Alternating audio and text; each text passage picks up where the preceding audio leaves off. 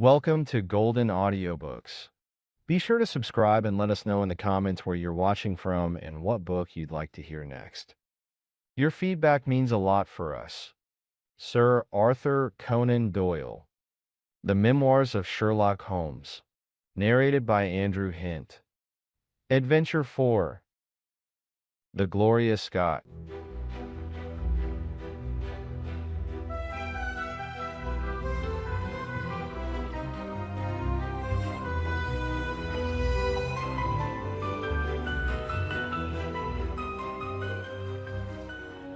I have some papers here, said my friend Sherlock Holmes as we sat one winter's night on either side of the fire, which I really think, Watson, that it would be worth your while to glance over. These are the documents in the extraordinary case of the Gloria Scott, and this is the message which struck Justice of the Peace Trevor dead with horror when he read it. He had picked from a drawer a little tarnished cylinder, and, undoing the tape, he handed me a short note scrawled upon a half sheet of slate-gray paper. The supply of game for London is going steadily up, it ran. Headkeeper Hudson, we believe, had been now told to receive all orders for fly paper and for preservation of Hugh Hen Pheasant's life. As I glanced up from reading this enigmatical message, I saw Holmes chuckling at the expression upon my face. "You look a little bewildered," said he. "I cannot see how such a message as this could inspire horror. It seems to me to be rather grotesque than otherwise." "Very likely.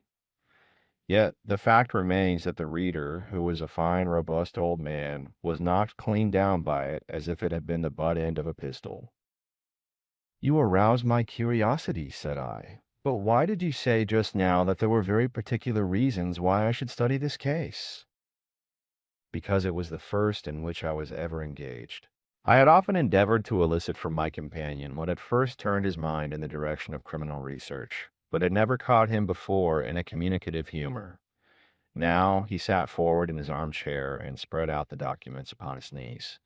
Then he lit his pipe and sat for some time smoking and turning them over. "You never heard me talk of Victor Trevor?" he asked. "He was the only friend I made during the 2 years I was at college.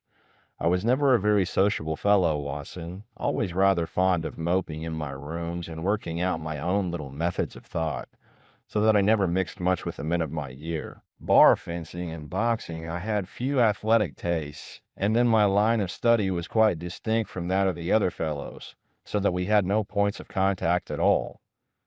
Trevor was the only man I knew, and that only through the accident of his bull terrier freezing onto my ankle one morning as I went down to chapel. It was a prosaic way of forming a friendship, but it was effective. I was laid by the heels for 10 days, but Trevor used to come in to inquire after me.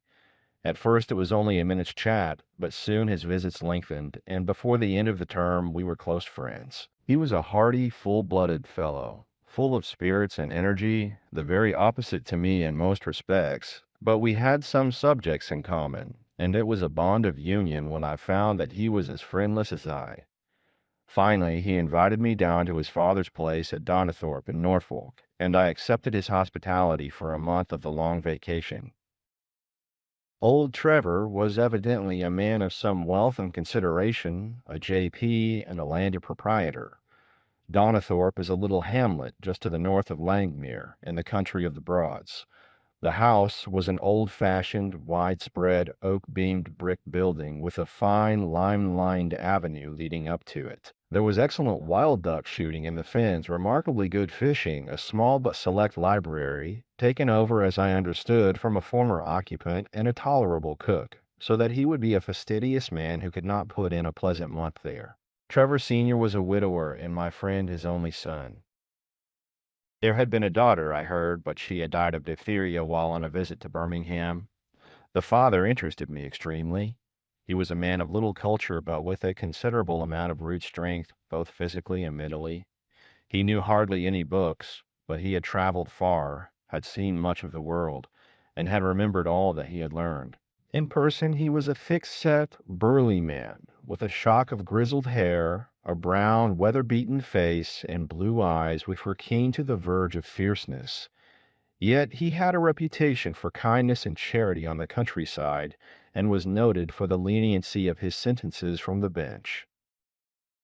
One evening, shortly after my arrival, we were sitting over a glass of port after dinner, when young Trevor began to talk about those habits of observation and inference which I had already formed into a system, although I had not yet appreciated the part which they were to play in my life. The old man evidently thought that his son was exaggerating in his description of one or two trivial feats which I had performed.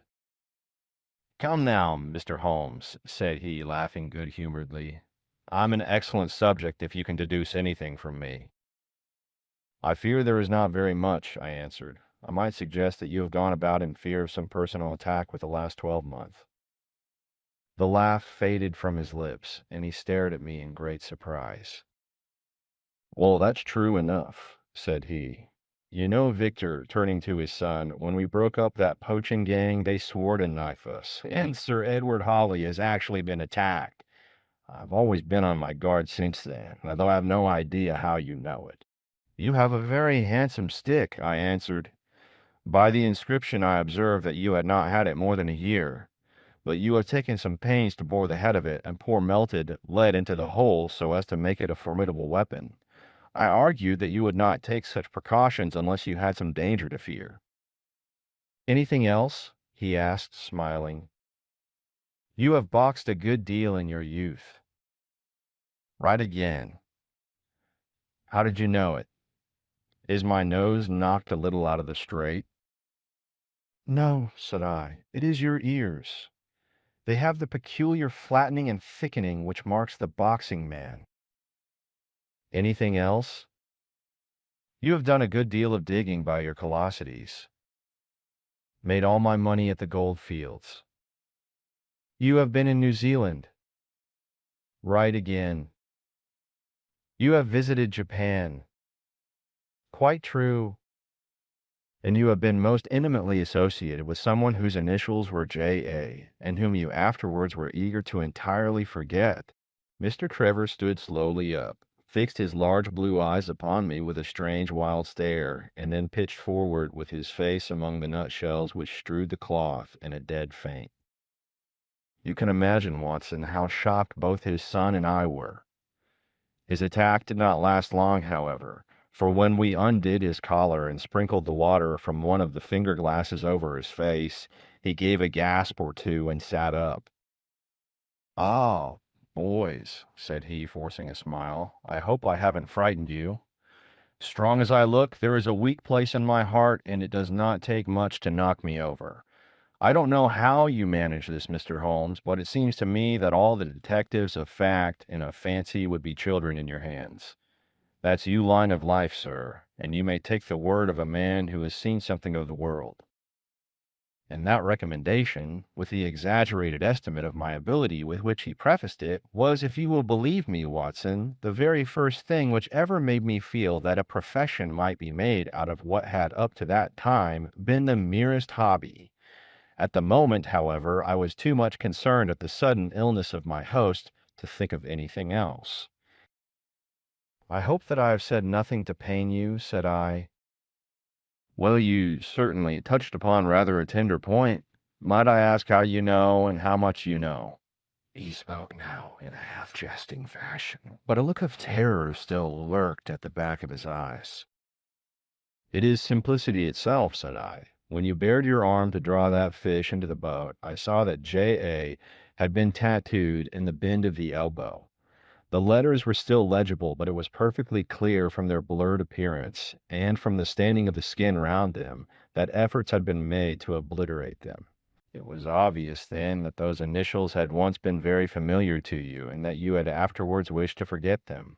"What an eye you have!" he cried, with a sigh of relief. "It is just as you say, but we won't talk of it. Of all ghosts, the ghosts of our old lovers are the worst. Come into the billiard room and have a quiet cigar." From that day, amid all his cordiality, there was always a touch of suspicion in Mr. Trevor's manner towards me. Even his son remarked it. "You've given the governor such a turn," said he, "that he'll never be sure again of what you know what you don't know." He did not mean to show it, I am sure, but it was so strongly in his mind that it peeped out at every action. At last I became so convinced that I was causing him uneasiness that I drew my visit to a close. On the very day, however, before I left, an incident occurred which proved in the sequel to be of importance. We were sitting out upon the lawn on garden chairs, the three of us, basking in the sun and admiring the view across the Broads, when a maid came out to say that there was a man at the door who wanted to see Mr. Trevor. "What is his name?" asked my host. "He would not give any." "What does he want, then?" "He says that you know him, and that he only wants a moment's conversation." "Show him round here." An instant afterwards, there appeared a little wizened fellow with a cringing manner and a shambling style of walking. He wore an open jacket with a splotch of tar on the sleeve, a red and black check shirt, dungaree trousers, and heavy boots badly worn.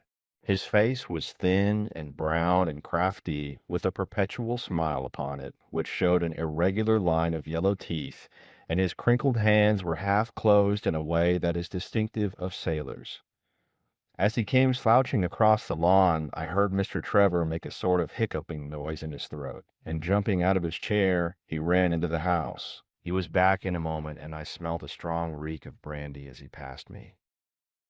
"Well, my man," said he, "what can I do for you?" The sailor stood looking at him with puckered eyes, and with the same loose-lipped smile upon his face. "You don't know me?" he asked.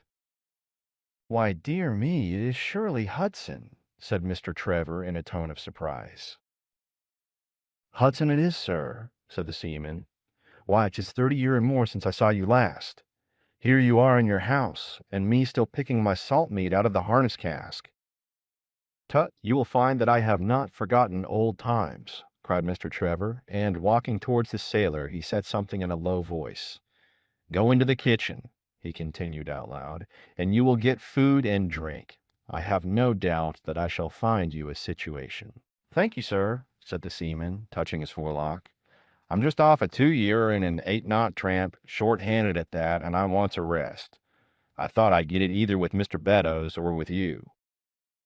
"Ah," cried Trevor, "you know where Mr. Beddoes is?" "Bless you, sir, I know where all my old friends are," said the fellow with a sinister smile, and he slouched off after the maid to the kitchen. Mr. Trevor mumbled something to us about having been shipmate with the man when he was going back to the diggings, and then, leaving us on the lawn, he went indoors. An hour later, when we entered the house, we found him stretched dead drunk upon the dining-room sofa. The whole incident left a most ugly impression upon my mind, and I was not sorry next day to leave Donnithorpe behind me, for I felt that my presence must be a source of embarrassment to my friend. All this occurred during the first month of the long vacation. I went up to my London rooms, where I spent 7 weeks working out a few experiments in organic chemistry. One day, however, when the autumn was far advanced and the vacation drawing to a close, I received a telegram from my friend imploring me to return to Donnithorpe, and saying that he was in great need of my advice and assistance. Of course, I dropped everything and set out for the north once more. He met me with the dog cart at the station, and I saw at a glance that the last 2 months had been very trying ones for him. He had grown thin and careworn, and had lost the loud, cheery manner for which he had been remarkable. "The governor is dying," were the first words he said. "Impossible!" I cried. "What is the matter?" "Apoplexy. Nervous shock. He's been on the verge all day. I doubt if we shall find him alive." I was, as you may think, Watson, horrified at this unexpected news. "What has caused it?" I asked. "Ah, that is the point. Jump in and we can talk it over while we drive. You remember that fellow who came upon the evening before you left us?" "Perfectly." "Do you know who it was that we let into the house that day?"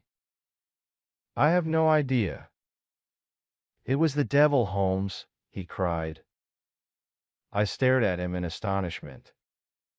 "Yes, it was the devil himself. We have not had a peaceful hour since. Not one.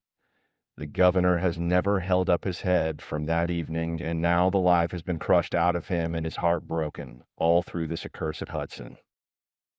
"What power had he, then?" Ah, that is what I would give so much to know. The kindly, charitable, good old governor. How could he have fallen into the clutches of such a ruffian? But I am so glad that you have come, Holmes. I trust very much to your judgment and discretion, and I know that you will advise me for the best. We were dashing along the smooth white country road with a long stretch of the Broads in front of us glimmering in the red light of the setting sun. From a grove upon our left, I could already see the high chimneys and the flagstaff which marked the squire's dwelling.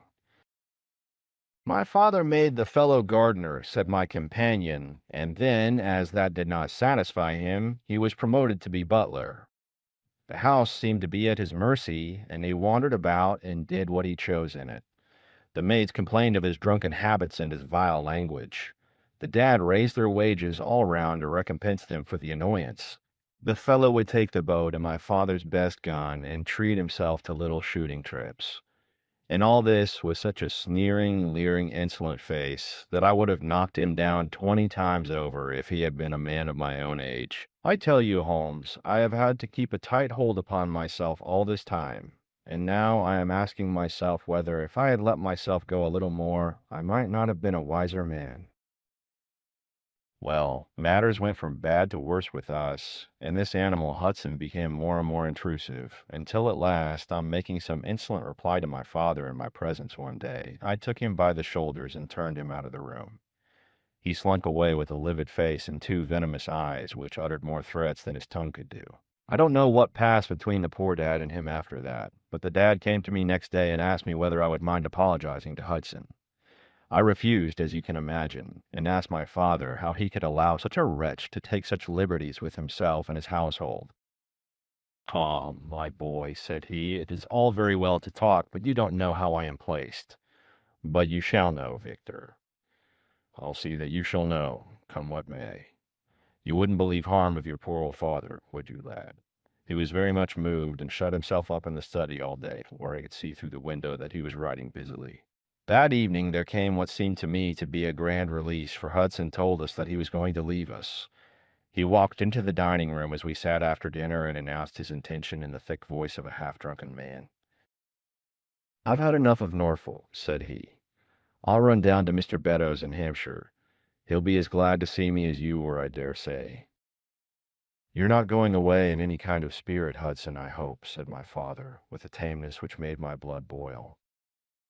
"I've not had my apology," said he sulkily, glancing in my direction. "Victor, you will acknowledge that you have used this worthy fellow rather roughly," said the dad, turning to me. "On the contrary, I think that we have both shown extraordinary patience towards him," I answered. "Oh, you do you?" he snarls. "Very good, mate. We'll see about that." He slouched out of the room, and half an hour afterwards left the house, leaving my father in a state of pitiable nervousness. Night after night I heard him pacing his room, and it was just as he was recovering his confidence that the blow did at last fall. "And how?" I asked eagerly. "In a most extraordinary fashion. A letter arrived from my father yesterday evening, bearing the Fording Bridge postmark. My father read it, clapped both his hands to his head, and began running round the room in little circles like a man who has been driven out of his senses. When I at last drew him down onto the sofa, his mouth and eyelids were all puckered on one side, and I saw that he had a stroke. Dr. Fordham came over at once. We put him to bed, but the paralysis has spread. He has shown no sign of returning consciousness, and I think that we shall hardly find him alive." "You horrify me, Trevor," I cried. "What then could have been in this letter to cause so dreadful a result?" "Nothing. There lies the inexplicable part of it. The message was absurd and trivial. Ah, my God, it is as I feared." As he spoke, we came round the curve of the avenue and saw in the fading light that every blind in the house had been drawn down. As we dashed up to the door, my friend's face convulsed with grief, a gentleman in black emerged from it. "When did it happen, doctor?" asked Trevor. "Almost immediately after you left." "Did he recover consciousness?" "For an instant before the end. Any message for me? Only that the papers were in the back drawer of the Japanese cabinet. My friend ascended with the doctor to the chamber of death, while I remained in the study, turning the whole matter over and over in my head, and feeling as somber as ever I had done in my life. What was the past of this Trevor, pugilist, traveler, and gold digger, and how had he placed himself in the power of this acid-faced seaman? Why, too, should he faint at an allusion to the half-effaced initials upon his arm, and die of fright when he had a letter from Fordingham? Then I remembered that Fordingham was in Hampshire, and that this Mr. Beddoes, whom the seaman had gone to visit and presumably to blackmail, had also been mentioned as living in Hampshire. The letter, then, might either come from Hudson the seaman, saying that he had betrayed the guilty secret which appeared to exist, or it might come from Beddoes, warning an old confederate that such a betrayal was imminent. So far it seemed clear enough. But then how could this letter be trivial and grotesque, as described by the Sun? He must have misread it. If so, it must have been one of those ingenious secret codes which mean one thing, while they seem to mean another. I must see this letter. If there were a hidden meaning in it, I was confident that I could pluck it forth. For an hour I sat pondering over it in the gloom, until at last a weeping maid brought in a lamp, and close at her heels came my friend Trevor, pale but composed, with these very papers which lie upon my knee held in his grasp. He sat down opposite to me, drew the lamp to the edge of the table, and handed me a short note scribbled, as you see, upon a single sheet of grey paper. The supply of game for London is going steadily up, it ran. Headkeeper Hudson, we believe, has been now told to receive all orders for fly paper and for preservation of you hen pheasant's life. I dare say my face looked as bewildered as yours did just now when first I read this message. Then I reread it very carefully. It was evidently as I had thought, and some secret meaning must lie buried in this strange combination of words. Or could it be that there was a prearranged significance to such phrases as fly paper and hen pheasant? Such a meaning would be arbitrary and could not be deduced in any way. And yet I was loath to believe that this was the case, and the presence of the word Hudson seemed to show that the subject of the message was as I had guessed, and that it was from Beddoes rather than the sailor. I tried it backwards, but the combination life pheasant's hen was not encouraging. Then I tried alternate words, but neither the afore nor supply game London promised to throw any light upon it. And then in an instant the key of the riddle was in my hands, and I saw that every third word, beginning with the first, would give a message which might well drive old Trevor to despair. It was short and terse, the warning, as I now read it to my companion. The game is up. Hudson has told all. Fly for your life. Victor Trevor sank his face into his shaking hands. It must be that, I suppose, said he. This is worse than death, for it means disgrace as well. But what is the meaning of these headkeepers and hen pheasants? It means nothing to the message, but it might mean a good deal to us if we had no other means of discovering the sender. You see that he has begun by writing, "The game is," and so on. Afterwards he had, to fulfill the prearranged cipher, to fill in any two words in each space. He would naturally use the first words which came to his mind, and if there were so many which refer to sport among them, you may be tolerably sure that he is either an ardent shot or interested in breeding. Do you know anything of this Beddoes? Why, now that you mention it, said he, I remember that my poor father used to have an invitation from him to shoot over his preserves every autumn. Then it is undoubtedly from him that the note comes, said I. It only remains for us to find out what this secret was which the sailor Hudson seems to have held over the heads of these two wealthy and respected men. Alas, Holmes, I fear that it is one of sin and shame, cried my friend. But from you I shall have no secrets. Here is the statement which was drawn up by my father when he knew that the danger from Hudson had become imminent. I found it in the Japanese cabinet, as he told the doctor. Take it and read it to me, for I have neither the strength nor the courage to do it myself. These are the very papers, Watson, which he handed to me, and I will read them to you as I read them in the old study that night to him. They are endorsed outside as you see some particulars of the voyage of the bark Gloria Scott, from her leaving Falmouth on the October 8th, 1855, to her destruction in North Lat 15 degrees 20 minutes W long 25 degrees 14 minutes on November 6th. It is in the form of a letter and runs in this way. My dear, dear son, now that approaching disgrace begins to darken the closing years of my life, I can write with all truth and honesty that it is not the terror of the law, it is not the loss of my position in the county, nor is it my fall in the eyes of all who have known me, which cuts me to the heart, but it is the thought that you should come to blush for me, you who love me and who have seldom, I hope, had reason to do other than respect me. But if the blow falls which is forever hanging over me, then I should wish you to read this, that you may know straight from me how far I have been to blame. On the other hand, if all should go well, which may kind God Almighty grant, then if by any chance this paper should be still undestroyed, and should fall into your hands, I conjure you, by all you hold sacred, by the memory of your dear mother, and by the love which had been between us, to hurl it into the fire, and to never give one thought to it again. If then your eye goes on to read this line, I know that I shall already have been exposed and dragged from my home, or as is more likely, for you know that my heart is weak, by lying with my tongue sealed forever in death. In either case, the time for suppression is past, and every word which I tell you is the naked truth, and this I swear, as I hope for mercy. My name, dear lad, is not Trevor. I was James Armitage in my younger days, and you can understand now the shock that it was to me a few weeks ago when your college friend addressed me in words which seemed to imply that he had surprised my secret. As Armitage it was that I entered a London banking house, and as Armitage I was convicted of breaking my country's laws, and was sentenced to transportation. Do not think very harshly of me, laddie.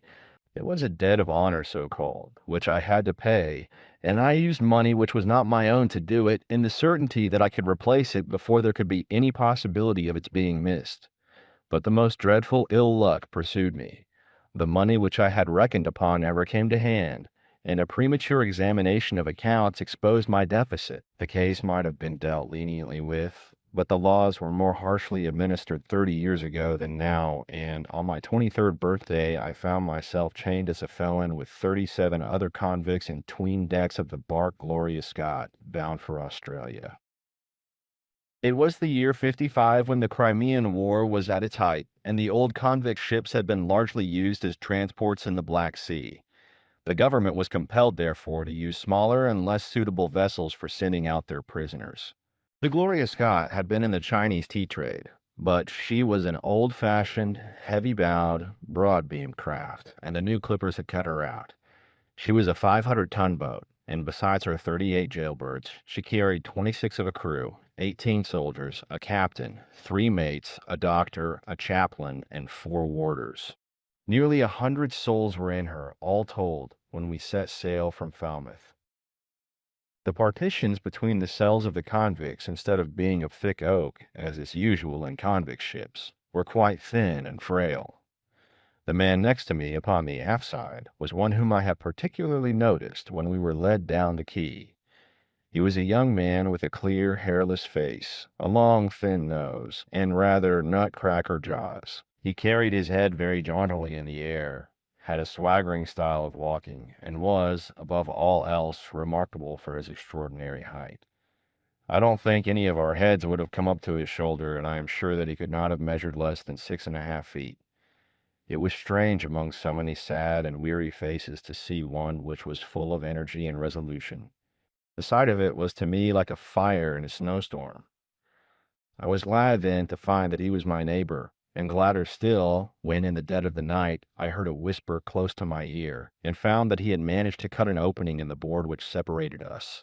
"Hello, chummy," said he. "What's your name, and what are you here for?"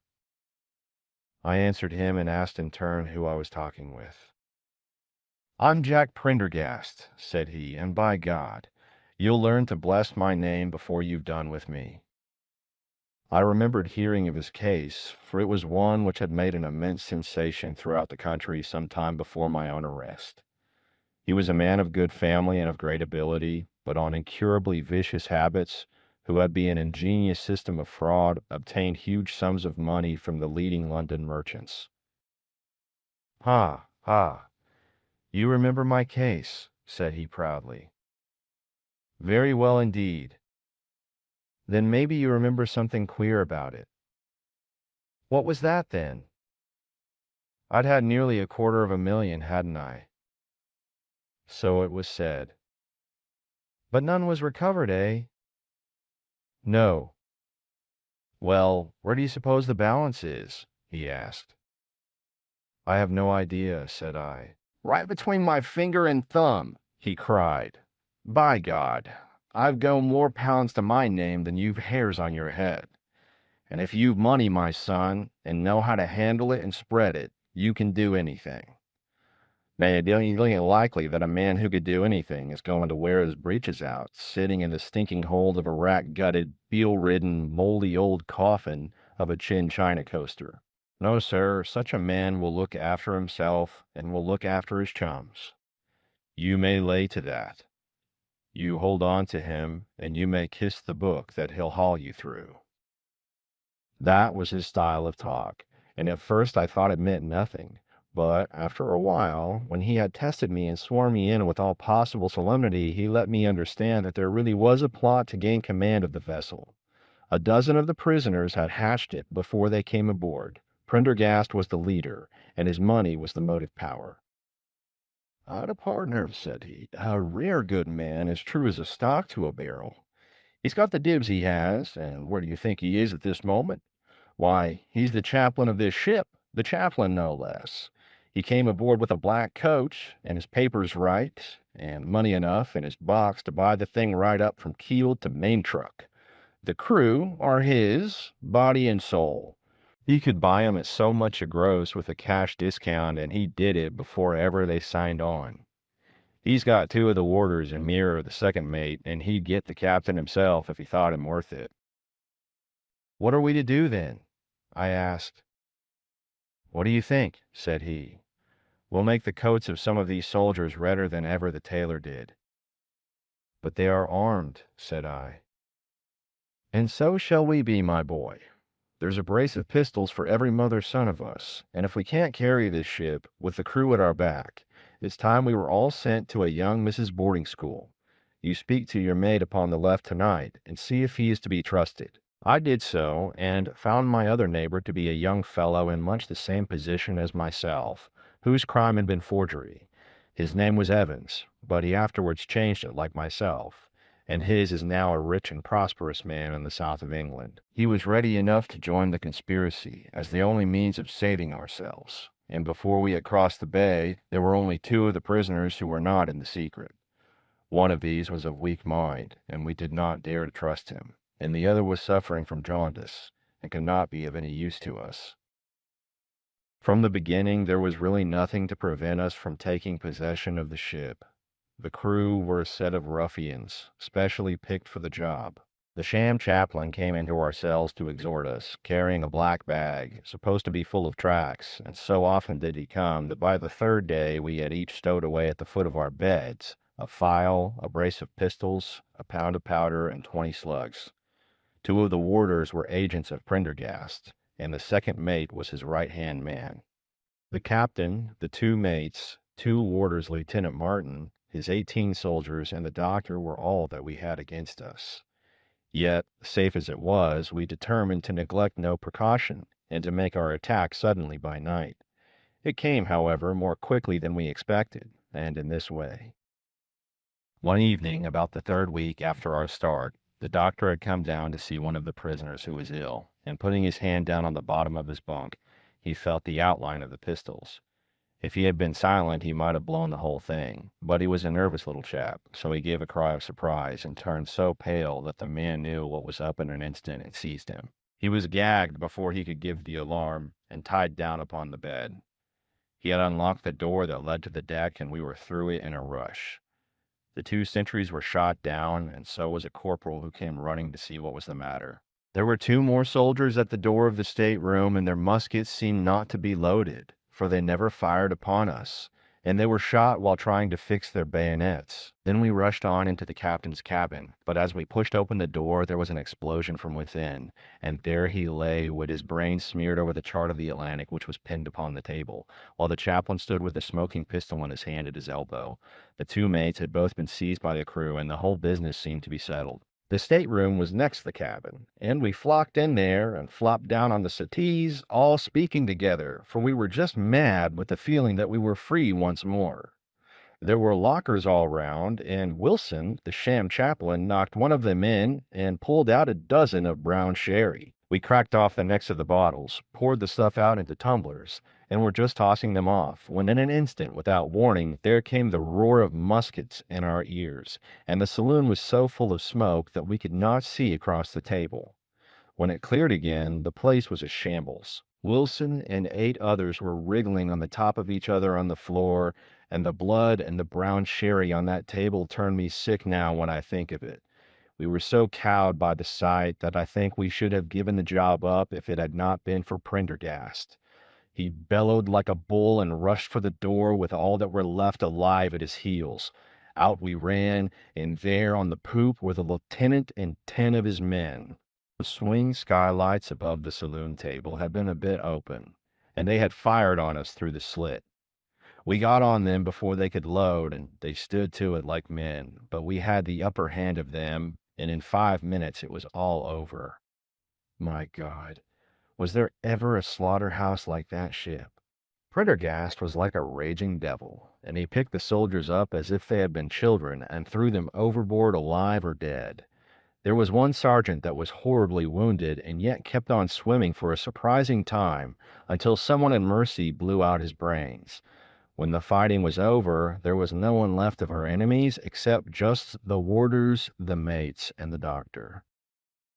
It was over them that the great quarrel arose. There were many of us who were glad enough to win back our freedom, and yet who had no wish to have murder on our souls. It was one thing to knock the soldiers over with their muskets in their hands, and it was another to stand by while men were being killed in cold blood. 8 of us, 5 convicts and 3 sailors, said that we would not see it done. But there was no moving Prendergast and those who were with him.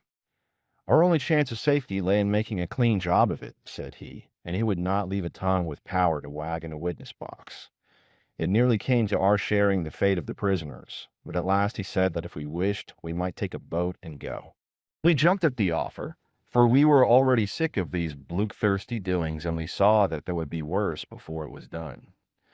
We were given a suit of sailor togs each, a barrel of water, 2 casks, one of junk and one of biscuits, and a compass. Prendergast threw us over a chart, told us that we were shipwrecked mariners whose ship had foundered in lat 15 degrees and long 25 degrees west, and then cut the painter and let us go. And now I come to the most surprising part of my story, my dear son.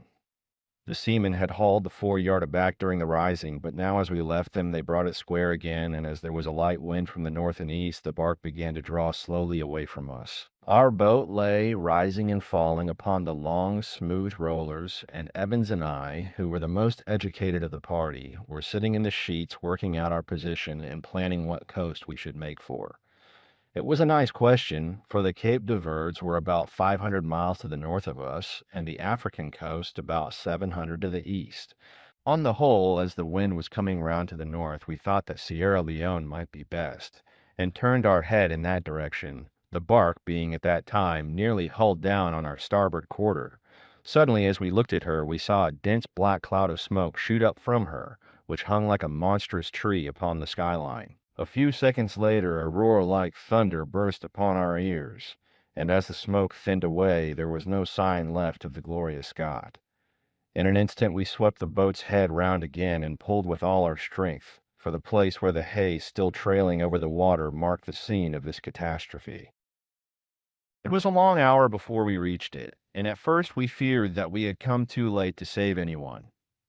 A splintered boat and a number of crates and fragments of spars rising and falling on the waves showed us where the vessel had foundered, but there was no sign of life, and we had turned away in despair when we heard a cry for help, and saw at some distance a piece of wreckage with a man lying stretched across it. When we pulled him aboard the boat, he proved to be a young seaman of the name of Hudson, who was so burned and exhausted that he could give us no account of what had happened until the following morning. It seemed that after we had left, Prendergast and his gang had proceeded to put to death the 5 remaining prisoners. The 2 warders had been shot and thrown overboard, and so also had the 3rd mate. Prendergast then descended into the 'tween decks and with his own hands cut the throat of the unfortunate surgeon. There only remained the 1st mate, who was a bold and active man. When he saw the convict approaching him with the bloody knife in his hand, he kicked off his bonds, which he had somehow contrived to loosen, and rushing down the deck, he plunged into the afterhold. A dozen convicts who descended with their pistols in search of him found him with a matchbox in his hand seated beside an open powder barrel, which was one of 100 carried on board, and swearing that he would blow all hands up if he were in any way molested. An instant later, the explosion occurred, though Hudson thought it was caused by the misdirected bullet of one of the convicts rather than the mate's match. Be the cause what it may, it was the end of the Gloria Scott and of the rabble who held command of her. Such, in a few words, my dear boy, is the history of this terrible business in which I was involved. Next day, we were picked up by the brig Hotspur, bound for Australia, whose captain found no difficulty in believing that we were the survivors of a passenger ship which had foundered. The transport ship Gloria Scott was set down by the Admiralty as being lost at sea, and no word has ever leaked out as to her true fate. After an excellent voyage, the Hotspur landed us at Sydney, where Evans and I changed our names and made our way to the diggings where, among the crowds who were gathered from all nations, we had no difficulty in losing our former identities. The rest I need not relate. We prospered, we traveled, we came back as rich colonials to England, and we bought country estates. For more than 20 years we have led peaceful and useful lives, and we hoped that our past was forever buried. Imagine, then, my feelings when in the seaman who came to us I recognized instantly the man who had been picked off the wreck. He had tracked us down somehow, and had set himself to live upon our fears. We jumped at the offer, for we were already sick of these bloodthirsty doings, and we saw that there would be worse before it was done. We were given a suit of sailor togs, each a barrel of water, 2 casks, one of junk and one of biscuits, and a compass. Prendergast threw us over a chart, told us that we were shipwrecked mariners whose ship had foundered in lat 15 degrees and long 25 degrees west, and then cut the painter and let us go. You will understand now how it was that I strove to keep the peace with him, and you will in some measure sympathize with me in the fears which fill me, now that he has gone from me to his other victim with threats upon his tongue. Underneath is written in a hand so shaky as to be hardly legible. Beddoes writes in cipher to say H. has told all. Sweet Lord, have mercy on our souls. That was the narrative which I read that night to young Trevor, and I think, Watson, that under the circumstances it was a dramatic one. The good fellow was heartbroken at it, and went out to the Terrene planting, where I hear that he is doing well. As to the sailor and Beddoes, neither of them was ever heard of again after that day on which the letter of warning was written. They both disappeared utterly and completely. No complaint had been lodged with the police, so that Beddoes had mistaken a threat for a deed. Hudson had been seen lurking about, and it was believed by the police that he had done away with Beddoes and had fled. For myself, I believe that the truth was exactly the opposite. I think that it is most probable that Beddoes, pushed to desperation and believing himself to have been already betrayed, had revenged himself upon Hudson, and had fled from the country with as much money as he could lay his hands on. Those are the facts of the case, Doctor, and if they are of any use to your collection, I am sure that they are very heartily at your service.